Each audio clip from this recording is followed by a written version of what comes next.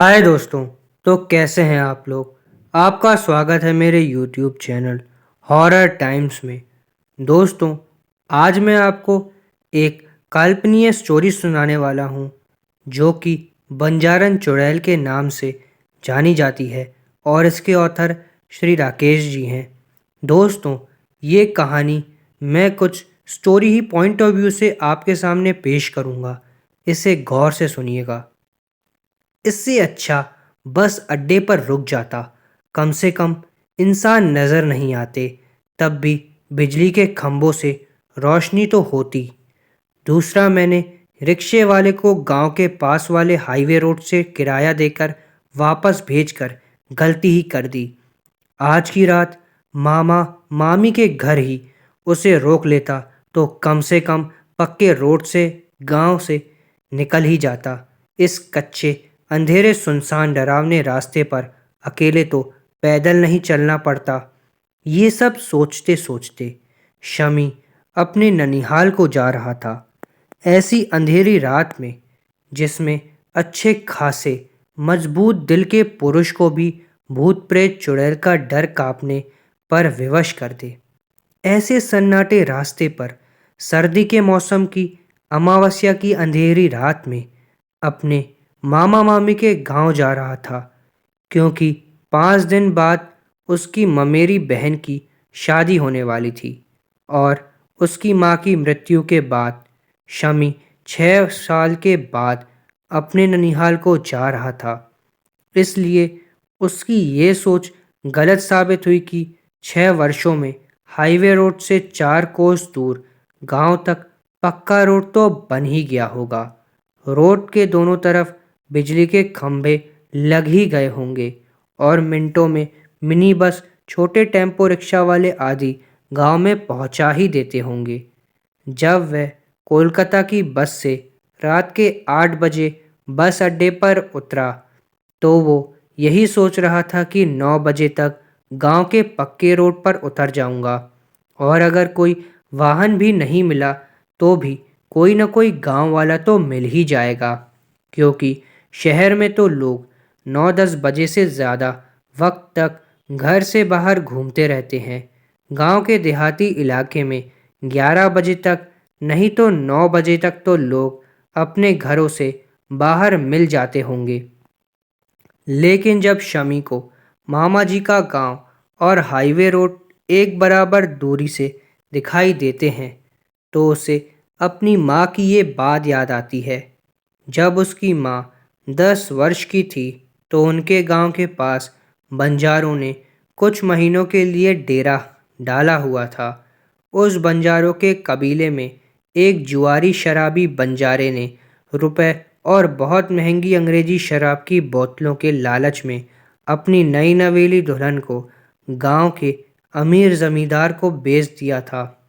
और जब उस कस्तूरी नाम की नई नवेली दुल्हन को पता चला कि मेरे पति भूतनाथ ने मुझे गांव के जमींदार को बेच दिया है, तो उसने जमींदार की हवेली पर जाने से पहले ही अपने पति की कटार से अपनी जान ले ली थी।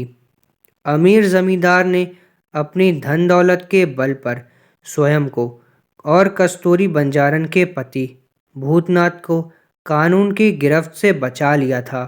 लेकिन जब कस्तूरी बंजारन की आत्मा ने एक ईमानदार पुलिस ऑफिसर को आधी रात को उसके घर से उठाकर अपनी मृत्यु के स्थान पर ले जाकर सारी सच्चाई बताई, तो उस ईमानदार पुलिस वाले ने जमींदार कस्तूरी बंजारन के पति भूतनाथ को जेल की सलाखों के पीछे पहुंचा दिया था।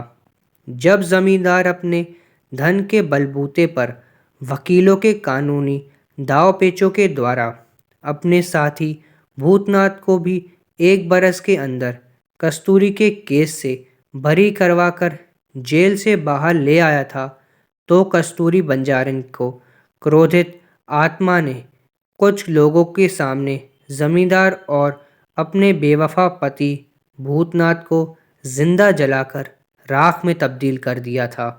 और गांव के लोग बताते हैं कि उस दिन के बाद से कस्तूरी बंजारन की आत्मा पान के तालाब के पास उस जगह पर भटकती रहती है जहां उसने अपने पति भूतनाथ की कटार से अपनी स्वयं जान ली थी।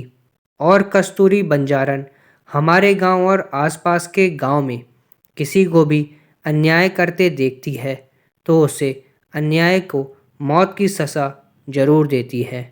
इसलिए हमारे गांव के लोगों ने और आसपास के गांव के लोगों ने कस्तूरी बंजारन की पूजा करना शुरू कर दी थी। और जिस दिन तारीख को कस्तूरी बंजारन ने आत्महत्या की थी, उस तारीख को गांव के लोग मिलकर पान के तालाब के पास मेला लगाते हैं और कस्तूरी बंजारन को मुर्गी बकरों को बलि देते हैं। और गांव के कुछ लोग ये भी कहते हैं कि कस्तूरी बंजारन किसी पवित्र आत्मा के आने का इंतज़ार कर रही है। उस पवित्र आत्मा से मिलते ही कस्तूरी बंजारन को मुक्ति मिल जाएगी और वो चुड़ैल से इंसान योनि में चली जाएगी। कस्तूरी बंजारन चुड़ैल के बारे में सोचते सोचते शमी को ऐसा महसूस होने लगता है कि कोई उसके पीछे पीछे आ रहा है। इसलिए वो तुरंत पीछे मुड़कर देखता है तो उसके पीछे गिद्ध जितना बड़ा उल्लू उड़ने की जगह पैदल पैदल चलकर आ रहा था। और जब वो चलते चलते रुक जाता है तो वो उल्लू भी उसके साथ ही रुक जाता है। उस उल्लू की दोनों आंखें लाल लाल ऐसे चमक रही थी जैसे कि रेलवे स्टेशन का लाल रंग का खतरे का सिग्नल दूर से चमकता हो। तभी शमी आसमान की तरफ देखकर अपनी स्वर्गवासी माँ से नाराज होकर कहता है कि माँ, आपने मुझे कस्तूरी बंजारन का बचपन में किस्सा सुनाकर अच्छा नहीं किया। आपको पता होना चाहिए, बचपन की बातें दिल में घर कर लेती हैं और बुढ़ापे तक साथ चलती हैं। अगर मैंने कस्तूरी बंजारन चुड़ैल का किस्सा नहीं सुना होता तो मैं बिना डर के दौड़ भागकर अपने ननिहाल कब का पहुंच चुका होता। जब शमी दोबारा 2 कदम चलता है तो उल्लू भी 2 कदम चलता है। फिर शमी खतरा भांपकर समझ जाता है कि कस्तूरी बंजारन के पान के तालाब वाले स्थान के पास पहुंचते ही वो उल्लू कस्तूरी बंजारन चुड़ैल के साथ मिलकर मेरे ऊपर हमला करेगा। इसलिए वो अपने मामा के गांव का रास्ता छोड़कर उल्टा हाईवे की तरफ तेज तेज चलने लगता है। सर्दी के मौसम की अंधेरी सन्नाटे की रात में झिंगोरा के सरसराने की आवाज़ और गीदड़ों के रोने की आवाज़ें ऊपर से अपने मामा के गांव का रास्ता छोड़कर उल्टा हाईवे की तरफ जाते वक्त उल्लू भी उसके पीछे पीछे हाईवे की तरफ चलने लगता है।